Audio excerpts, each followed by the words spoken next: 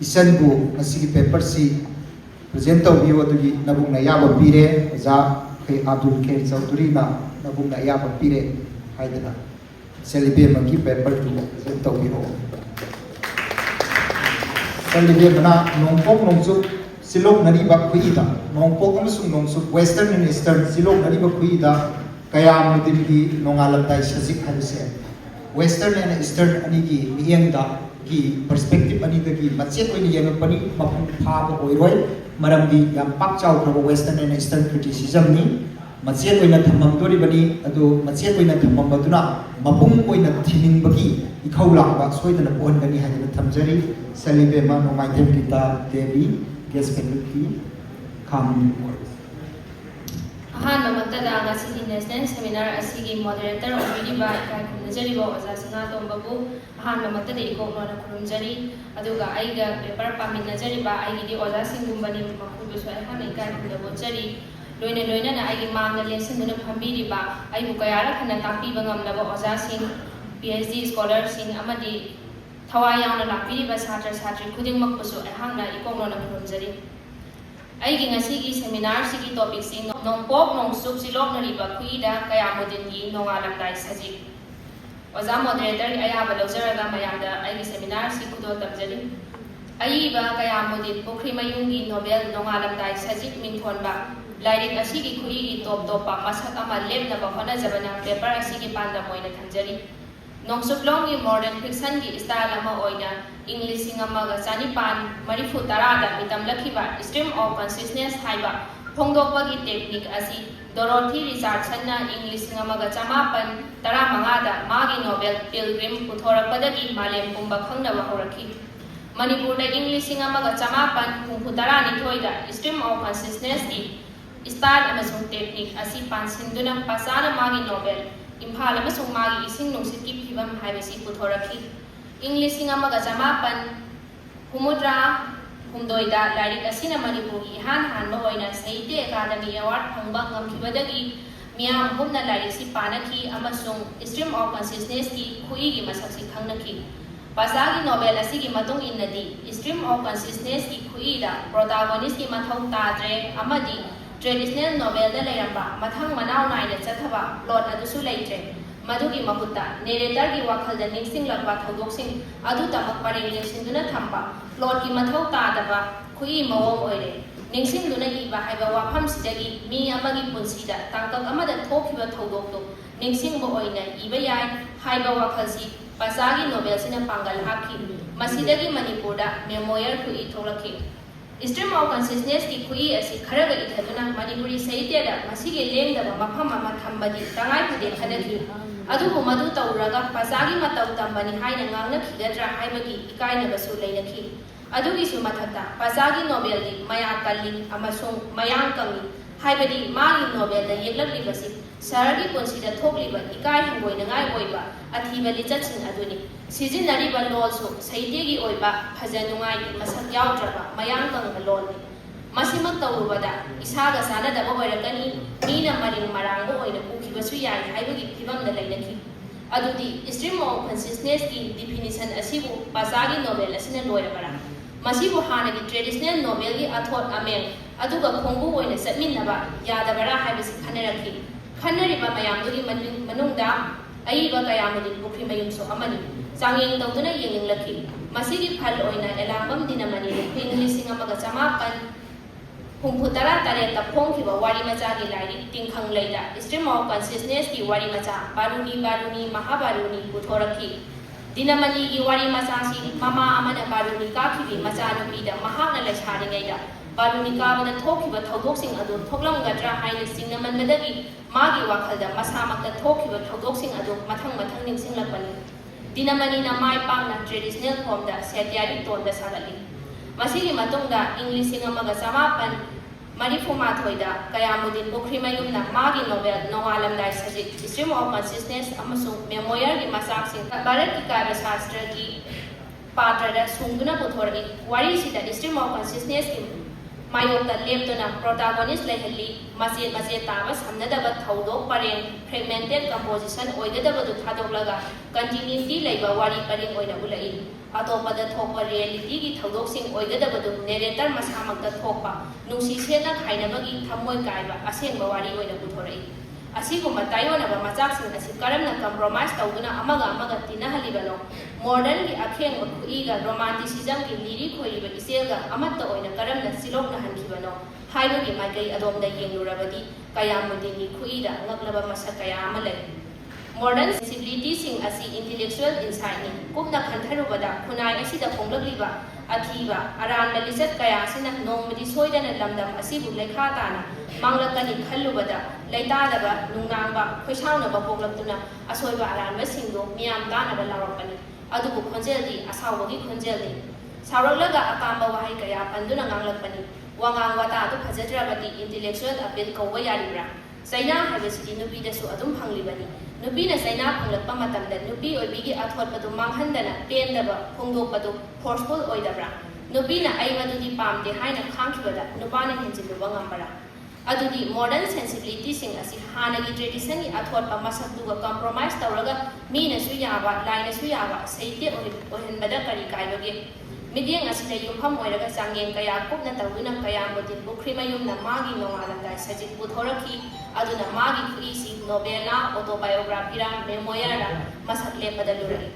magi khuisi kupna yenguraga manipurda kona saphongla khadaba post modernism gi khui adu manipuri upanyasi khongjatta kaya modin na ihan hana lamthaba hokhi haina lawaya aduna aikhoina kaya modin gi khongul libase thengmalle haijini aiba kaya modin novel si punna tangka tarahumdoi leiba nusi sena khainagibagi awababu narrator amana tengthaba ningsing wari nostalgia gi paring amani paring naina wari chatharapa protagonist leibasina novel amani haina lawbasu ya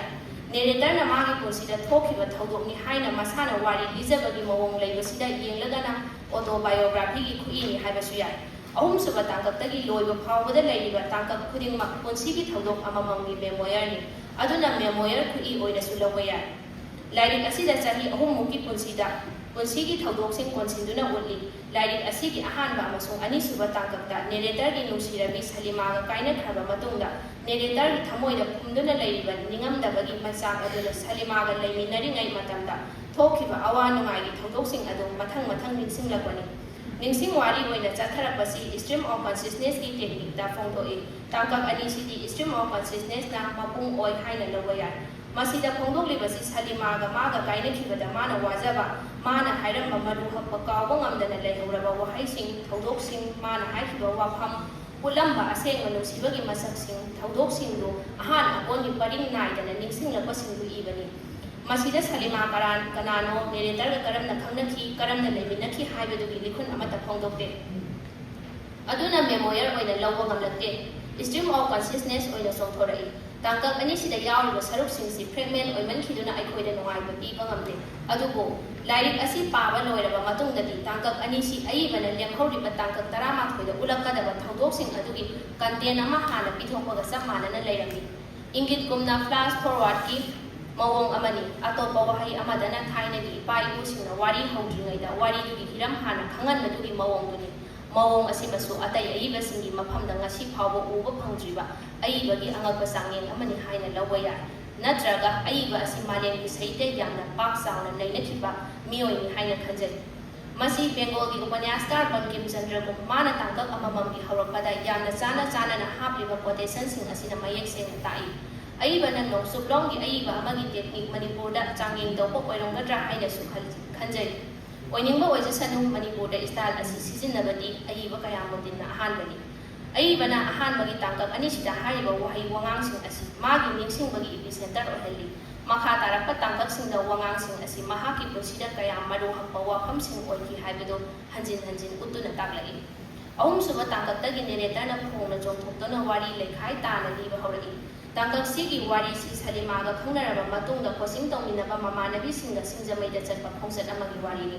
ningsinglako oina liba wari ni adubu kaya modini khuida nungairibasi kari maramdagi ningsinglapano haibadu tangkak khudingmakki maram chana pibasini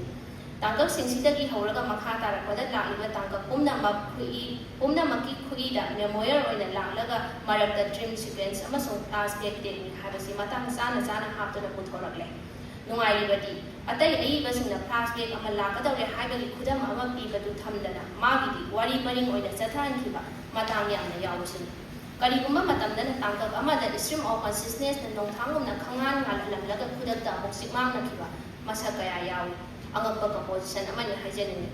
novel ꯑꯃ ꯑꯣꯏꯔꯕꯗꯤ conflict ꯑꯃ ꯂꯩꯇꯕ ꯌꯥꯗꯦ conflict ꯂꯩꯇ꯭ꯔꯕꯗꯤ ꯋꯥꯔꯤ ꯄꯔꯤꯡ ꯁꯥꯒꯠꯄ ꯌꯥꯗꯦ novel ꯈꯨꯗꯤꯡꯃꯛꯀꯤ ꯀꯟꯐ꯭ꯂꯤꯛ ꯊꯣꯛꯄꯒꯤ ꯊꯧꯗꯣꯛ ꯑꯃ ꯋꯥꯐꯝ ꯑꯃ ꯂꯩ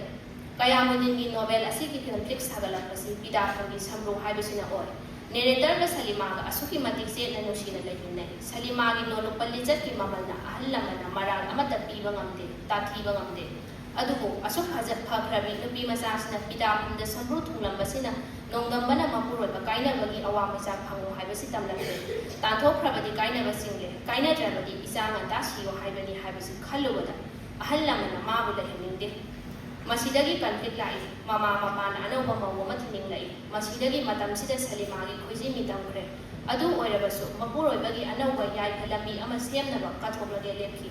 ꯄꯤꯗꯥꯐꯝꯒꯤ ꯁꯝꯔꯨꯁꯤ ꯃꯥꯒꯤ ꯃꯔꯥꯜ ꯑꯣꯏꯔꯛꯇꯨꯅ ꯀꯟꯐ꯭ꯂꯤꯛꯀꯤ ꯅ꯭ꯌꯨꯀ꯭ꯂꯤꯌꯁ ꯑꯣꯏꯔꯛꯏ ꯑꯗꯨꯒ ꯅꯣꯕꯦꯜ ꯑꯁꯤꯒꯤ ꯁ꯭ꯇꯥꯔ ꯋꯥꯔ ꯑꯍꯨꯝꯒꯤ ꯃꯅꯨꯡꯗ ꯑꯃ ꯑꯣꯏꯔꯛꯏ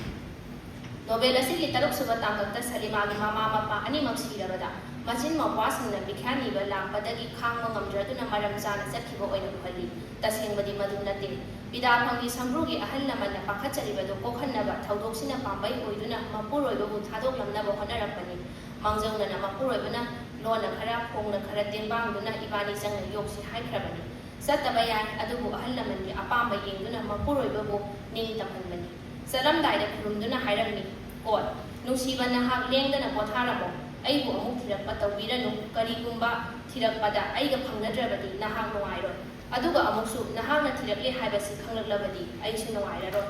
ꯑꯟꯀꯣꯠ ꯋꯥꯐꯝ ꯑꯁꯤꯅ ꯅꯦꯔꯦꯇꯔꯕꯨ ꯑꯃꯨꯛ ꯍꯟꯅ ꯃꯥꯒꯤ ꯈꯣꯡꯒꯨꯜ ꯂꯤꯔꯛꯇꯅꯕ ꯁꯣ ꯆꯦꯠꯅ ꯂꯣꯜꯂꯝꯂꯕꯅꯤ ꯑꯃꯨꯛꯁꯨ ꯍꯥꯏꯔꯝꯃꯤ ꯀꯣꯠ ꯏꯁꯥꯗ ꯌꯥꯎꯔꯤꯕ ꯅꯪꯒꯤ ꯈꯥꯟꯗꯥꯟꯒꯤ ꯃꯨꯠꯐꯠꯇ꯭ꯔꯕ ꯈꯣꯡꯒꯨꯜꯁꯤꯗꯤ ꯑꯁꯨꯃꯛ ꯑꯩ ꯎꯔꯒꯦ ꯑꯗꯨꯕꯨ ꯅꯅꯥꯎꯒꯤ ꯄꯨꯟꯁꯤꯒꯤ ꯍꯌꯦꯡ ꯑꯔꯣꯏꯕ ꯃꯤꯀꯨꯞꯇ ꯅꯨꯡꯁꯤ ꯊꯣꯏꯔꯕ ꯅꯍꯥꯛꯀꯤ ꯅꯇꯝꯕꯥꯛꯇ ꯏꯀꯣꯞ ꯑꯁꯤ ꯊꯝꯂꯒ ꯅꯪꯒꯤ ꯃꯥꯏꯊꯣꯡ ꯄꯥꯡꯅ ꯌꯦꯡꯖꯔꯒ ꯑꯔꯣꯏꯕ ꯌꯥꯍꯤꯞ ꯇꯥꯟꯖꯒꯦ ꯑꯟꯀꯣꯠ ꯃꯁꯤꯃꯁꯨ ꯍꯥꯏꯔꯝꯃꯤ ꯀꯣꯠ ꯅꯪꯅ ꯑꯩꯕꯨ ꯉꯁꯤ ꯐꯥꯎꯕ ꯅꯨꯡꯁꯤꯕꯤꯔꯤꯕ ꯑꯣꯏꯔꯕꯗꯤ ꯃꯍꯥꯛꯄꯨ ꯑꯩꯃꯛꯅꯤ ꯈꯟꯅ ꯂꯨꯅ ꯆꯥꯅ ꯇꯧꯕꯤꯀꯣ ꯑꯟꯀꯣꯠ ꯋꯥꯐꯝꯁꯤꯡ ꯑꯁꯤꯅ ꯑꯍꯜ ꯂꯃꯟꯅ ꯄꯦꯟꯅꯕ ꯂꯨꯍꯣꯡꯕꯤꯔꯣ ꯑꯩꯒꯤ ꯅꯥꯎꯄꯨꯔꯤꯕ ꯅꯆꯥꯁꯤꯕꯨ ꯅꯪꯅꯤ ꯈꯟꯅ ꯌꯦꯡꯖꯔꯒ ꯄꯨꯟꯁꯤꯁꯤ ꯀꯠꯊꯣꯛꯆꯔꯒꯦ ꯄꯨꯟꯁꯤ ꯆꯨꯞꯄ ꯅꯪꯒꯤ ꯅꯔꯨꯝ ꯊꯨꯞꯅ ꯍꯤꯡꯖꯔꯤꯕꯅꯤ ꯈꯟꯖꯔꯒ ꯁꯤꯕꯗꯤ ನತಂಬಾದ ಕೊಂಡ್ಖಾಂಗದನ್ನು ಸೀಜಗೆ ಇನಾವುದಕ್ಕೂ ಐಮಗ್ನಿ ಖನ್ನ ಲೂನ ಚಾನ ತೌಗಿಯೋ ಹಾಯ್ಬಸಿದ ಮಹಾನ ಕಥೋಗ್ಲಿಬಸಿ ಮರಾಯ್ಬ ಥೀರಬ ಅಂಗಾಂಸಿಂದುಗಿ ನತ್ತೆ ಮಪುರೊಯ್ಬಗಿದಮಕ್ತನಿ ಹಾಯ್ಬದು ಸೇಂಗ್ನ ಉಲ್ಲಿ ಅದುನ ವಾರಿಗಿ ಕನ್ಫ್ಲಿಕ್ಟ್ಸು ಕ್ಲೈಮ್ಯಾಕ್ಸು ಪಿದಾಪುಗಿ ಸಮೃದ್ಧ ಒಯ್ರಗಿ ꯑꯩꯈꯣꯏꯒꯤ ꯆꯠꯅꯕꯤꯗ ꯂꯩꯕ ꯊꯥꯖꯅꯕꯤ ꯑꯃꯕꯨ ꯔꯤꯌꯦꯂꯤꯁꯇꯤꯛ ꯄꯤꯛꯆꯔ ꯑꯃ ꯁꯥꯒꯠꯂꯛꯄꯗ ꯌꯥꯝꯅ ꯍꯩꯁꯤꯡꯅ ꯀꯟꯐ꯭ꯂꯤꯛ ꯄꯣꯏꯟꯠ ꯑꯣꯏꯍꯜꯂꯒ ꯀ꯭ꯂꯥꯏꯃꯦꯛꯁ ꯐꯥꯎꯕ ꯄꯨꯈꯠꯂꯛꯄꯅꯤ ꯁꯂꯤꯃꯥꯒꯤ ꯋꯥꯈꯜꯂꯣꯟ ꯑꯁꯤ ꯃꯨꯟꯅ ꯈꯪꯕꯅ ꯅꯦꯔꯦꯇꯔ ꯃꯁꯥꯃꯛꯁꯨ ꯄꯨꯟꯁꯤ ꯆꯨꯞꯄꯒꯤ ꯃꯥꯒꯤ ꯃꯅꯤꯡ ꯊꯨꯡꯖꯅꯕ ꯀꯠꯊꯣꯛꯈꯤꯕꯅꯤ ꯑꯁꯨꯝꯅ ꯅꯣꯕꯦꯜ ꯑꯁꯤ ꯄꯤꯗꯥꯐꯝ ꯁꯝꯔꯨ ꯑꯩꯕꯨ ꯊꯤꯕꯤꯔꯛꯀꯅꯨ ꯅꯇꯝꯕꯥꯛꯇ ꯁꯤꯖꯒꯦ ꯍꯥꯏꯕ ꯁ꯭ꯇꯥꯔ ꯋꯥꯔ ꯑꯍꯨꯝꯁꯤꯗꯒꯤ ꯁꯥꯒꯠꯂꯤ ꯁꯂꯤꯃꯥꯅ ꯆꯠꯈ꯭ꯔꯕꯗ ꯅꯦꯔꯦꯇꯔꯅ ꯃꯥꯒꯤ ꯅꯤꯡꯖꯕꯗꯨ ꯊꯨꯡꯖꯁꯅꯨ ꯈꯟꯗꯨꯅ ꯂꯩꯕꯅ ꯁꯂꯤꯃꯥꯒꯤ ꯃꯔꯝꯗ ꯊꯤꯔꯨꯗꯦ ꯃꯇꯝ ꯈꯔ ꯂꯩꯔꯕ ꯃꯇꯨꯡꯗ ꯃꯇꯩꯃ ꯁꯃꯤꯝꯒꯤ ꯃꯆꯥꯅꯨꯄꯤ ꯃꯤꯅꯥꯅ ꯆꯤꯊꯤ ꯏꯔꯛꯄꯗꯒꯤ ꯃꯈꯣꯏ ꯖꯤꯔꯤꯒꯤ ꯕꯥꯕꯨꯄꯔꯥꯗ ꯆꯠꯂꯦ ꯍꯥꯏꯕ ꯈꯪꯂꯛꯈꯤ ꯑꯗꯨꯒ ꯊꯥꯃꯨꯛ ꯂꯩꯔꯒ ꯏꯔꯛꯄ ꯆꯤꯊꯤꯗꯅ ꯁꯂꯤꯃꯥꯒꯤ ꯍꯛꯆꯥꯡꯗꯨ ꯂꯨꯝꯁꯤꯜꯂꯛꯇꯨꯅ ꯋꯥꯅ ꯈꯥꯡꯕꯒꯤ ꯄꯥꯎ ꯄꯤꯔꯛꯄꯗ ꯈꯪꯐꯝ ꯈꯪꯗꯕ ꯑꯋꯥꯕ ꯄꯣꯛꯈꯤ ꯃꯁꯤꯒꯤ ꯃꯇꯨꯡ ꯆꯍꯤ 2-3 ꯂꯩꯔꯕ ꯃꯇꯨꯡꯗ ꯃꯇꯩꯃ ꯈꯩꯔꯨꯜꯒ ꯃꯆꯜꯅꯨꯄꯤꯒꯅ ꯏꯗꯀꯤ ꯀꯩꯊꯦꯜ ꯀꯥꯕꯗ ꯊꯦꯡꯅꯔꯛꯏ ꯃꯥꯒꯤꯁꯨ ꯈꯨꯗꯣꯜ ꯈꯔ ꯇꯝꯂꯛꯏ ꯍꯥꯏꯅ ꯄꯤꯔꯛꯄꯗꯒꯤ ꯁꯂꯤꯃꯥ ꯍꯥꯟꯅꯒꯤ ꯌꯨꯝꯗ ꯍꯜꯂꯛꯇꯨꯅ ꯂꯩꯔꯦ ꯍꯥꯏꯕ ꯈꯪꯂꯛꯏ ꯁꯂꯤꯃꯥꯅ ꯃꯆꯥꯅꯨꯄꯥ ꯁꯨꯜꯇꯥꯟ ꯄꯣꯛꯂꯕ ꯃꯇꯨꯡꯗ ꯀꯔꯤ ꯀꯝꯗꯧꯅ ꯃꯅꯤꯄꯨꯔꯗ ꯍꯜꯂꯛꯈꯤꯕꯅꯣ ꯍꯥꯏꯕꯒꯤ ꯃꯔꯝꯗꯤ ꯈꯪꯗꯕꯒꯨꯝ ꯁ꯭ꯂꯤꯄꯤꯡ ꯄꯦꯖ ꯑꯣꯏꯅ ꯊꯝꯃꯤ ꯑꯄꯥꯕꯁꯤꯡꯗ ꯈꯪꯍꯟꯗꯦ ꯃꯇꯩꯃ ꯈꯩꯔꯨꯜꯅ ꯉꯥꯡꯃꯟꯕꯗꯒꯤ ꯅꯦꯔꯦꯇꯔꯁꯨ ꯃꯆꯥꯒꯤ ꯐꯤꯔꯣꯜ ꯈꯔꯒ ꯑꯆꯥꯄꯣꯠ ꯈꯔꯒ ꯂꯩꯔꯒ ꯊꯦꯡꯅꯕ ꯑꯍꯤꯡꯗ ꯆꯠꯈꯤ ꯑꯗꯨꯕꯨ ꯑꯗꯨꯛ ꯊꯦꯡꯅꯕ ꯑꯍꯤꯡ ꯑꯗꯨꯗ ꯁꯂꯤꯃꯥꯅ ꯂꯥꯏ ꯅꯤꯡꯗꯨꯅ ꯐꯔꯤꯁꯇꯥ ꯑꯃꯁꯨꯡ ꯍꯨꯔꯒꯨꯝꯕꯤ ꯑꯃꯒꯨꯝ ꯂꯩꯔꯝꯕꯗꯨ ꯎꯕꯗ ꯃꯄꯨꯛꯅꯤꯡ ꯅꯨꯡꯁꯤꯔꯛꯇꯨꯅ ꯃꯃꯤꯠꯇꯒꯤ ꯃꯄꯤ ꯇꯥꯔꯛꯈꯤ ꯂꯥꯏꯅꯤꯡꯗ ꯂꯨꯞꯂꯕꯤ ꯁꯦꯡꯂꯕꯤ ꯃꯥꯒꯤ ꯃꯐꯝꯗ ꯑꯃꯨꯛ ꯍꯟꯅ ꯌꯦꯛꯂꯔꯣꯏ ꯃꯥꯒꯤ ꯃꯅꯤꯡ ꯊꯨꯡꯖꯔꯁꯅꯨ ꯈꯟꯗꯨꯅ ꯆꯤꯊꯤ ꯑꯃꯒ ꯄꯨꯔꯛꯂꯤꯕ ꯄꯣꯠꯁꯤꯡꯗꯨꯒ ꯂꯣꯟꯅ ꯊꯝꯂꯝꯂꯒ ꯅꯣꯡꯉꯥꯜꯂꯝꯗꯥꯏꯗ ꯍꯜꯂꯛꯈꯤ ꯑꯁꯨꯝꯅ ꯅꯦꯔꯦꯇꯔ ꯑꯃꯁꯨꯡ ꯁꯂꯤꯃꯥꯒꯤ ꯄꯨꯟꯁꯤ ꯑꯁꯤ ꯏꯆꯦꯜ ꯑꯃꯒꯤ ꯅꯛꯁꯤꯟꯅꯕ ꯌꯥꯗ꯭ꯔꯕ ꯇꯣꯔꯕꯥꯟ ꯑꯅꯤꯗꯨ ꯑꯣꯏꯅ ꯊꯝꯗꯨꯅ ꯑꯣꯄꯟ ꯑꯦꯟꯗꯤꯡꯗ ꯋꯥꯔꯤꯁꯤ ꯂꯣꯏꯁꯤꯜꯂꯤ ꯑꯗꯨꯒ ꯁꯂꯤꯃꯥꯒꯤ ꯑꯃꯛꯄ ꯑꯃꯠꯇ ꯄꯛꯇ꯭ꯔꯕ ꯀꯅꯥꯅꯁꯨ ꯈꯪꯕꯤꯗ꯭ꯔꯕ ꯂꯨꯔꯕ ꯊꯃꯣꯏꯒꯤ ꯃꯉꯥꯜ ꯑꯗꯨꯒ ꯀꯅꯥꯅꯁꯨ ꯎꯕꯤꯗꯅ ꯅꯤꯛ ꯅꯤꯛ ꯂꯥꯎꯅ ꯂꯪꯅ ꯉꯥꯜꯂꯛꯂꯤꯕ ꯅꯣꯡꯉꯥꯜꯂꯝꯗꯥꯏ ꯁꯖꯤꯠꯀ ꯆꯥꯡꯗꯝꯅꯗꯨꯅ ꯅꯣꯕꯦꯜ ꯑꯁꯤꯒꯤ ꯃꯤꯡꯊꯣꯜ ꯅꯣꯡꯉꯥꯜꯂꯝꯗꯥꯏ ꯁꯖꯤꯠ ꯍꯥꯏꯅ ꯊꯣꯜꯂꯛꯏ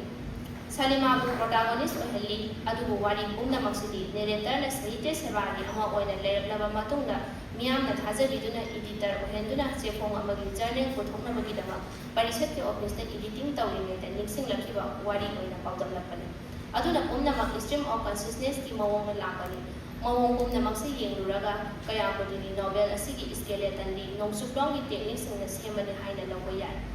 samnadaba skeleton sing asibu samna haliba mayamna midyeng thamnariba phajabagi masak lepham su oiriba sadongi sarukti bharat ki parampara oiba nongsuklong gi romanticism gi thought mengwadagi su hena marep duna sangsinba phajanunga gi masak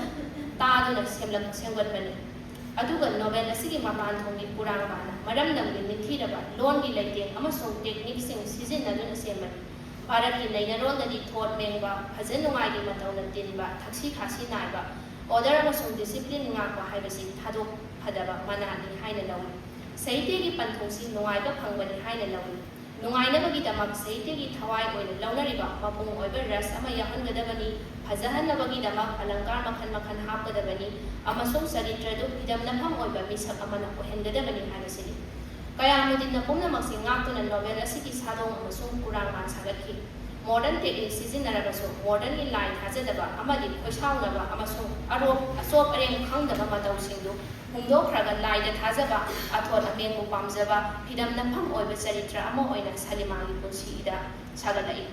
aduna bharat ki sambu kaibegi saktamda haibadi sairenga warenga yansinaduna iba mawongda novel asi sagali Raski Michael Romda Yenglakpadana Ras Pumna Maki Makomi Haina Launariba Singar Raski Makhalda Apam Nosi Kaina Bagi Majaputpa Biyok Singarna Hobudagi Lord Pawa Amrita Lahi Oinazeni Kaina Mamatanda Salimana Mabu Yaktanaga Amukhana Unadana Bagi Thong Tinjilambasina Konsiki Oina Kaina Ragani Amukhana Unaba Panglara Ko Haiba Wakalsi Nereta Dalai Mawong kasi yenglagadi narrator na laiba kaina bagi awabasi Biswanath Kaviraj na puthoklamaba karun ripalamba makalduni haibaya kaina bagi sainasi narrator na hena wangna lai mata na ningamdaba utuna diba warini salimana chatkibasi narrator na pamdana yaningdana chatkibani na narrator na phangiba kaina maisasi sambarma prabhas ripalamba singarasni aduga salimana chatkibasina masana yajana mapuroibagidama yaihanabagidama chatkiba khongchat oibana magi kaina maisasi athotpa karja prabhas ribalamba singarasni ani makna amana amagi kathoknabagi masak ama leibasina bhakti gi sel amasu iroinari umna makasi maramdamgi thought menglaba leiba masa taba lona kurangban oiduna prasanta ridida amadi madurja gunda novel asi sagali maramasina magi isi nongsuklonggi modern technique bharat ki tradition amasung maramdamgi loni sati ahumna amatta oina silok handuna semba murti amani haiba yai langla ahumduna tasinduna semba thaurini haibasu yai ahum siti nahanbada masagi heisingba technique sizinaduna plot laiba protagonist laiba romantic story ama oina sizinaba ngablaba khuini aiba kayabudini khuigi heisingba amana dramatic sequence am haptuna charitra singbu ahingbu oina songthokhanba amasung apaba singbuna tasingna thokiba thaudok oina uhanba ngambasini atopa gunamana tangkak amagi aroibada laiba wari gi poroiduga mathangi tangkak ki ahowaduga asiba mari thamduna mathang manaw naina chatharapa wari oina uhanba ngambasini ani suba gunamana lol yamna economy oina ligna sisinaba haidaba yadaba kharaduda hairaga iba ataina losinduna thamba mawosini masina apabada khangingbagi ikhaulang pokhanduna singduna puba ngami aroibada darshan ahum langla amatada oina tasinduna iba khugisi elangom nilagandagi serindadi puba phangi aduga novel ni Michael Romda yenglurabadi aiba kayamuduni asina ahanbani haina lawa yai maramaduna Manipuri novel ni center liba iseldani kayamuduni khuigi mawong asi matung inba ngamba hausik phawadi thengnadri habasi thamjaraga aigi papers matang swaida losinjarage aduga aina pathasagi basida asoiba aranba yaubiraga sumayana ngapigani aduga bibiraba suggestion khudimok ku soi hana harawna losinjari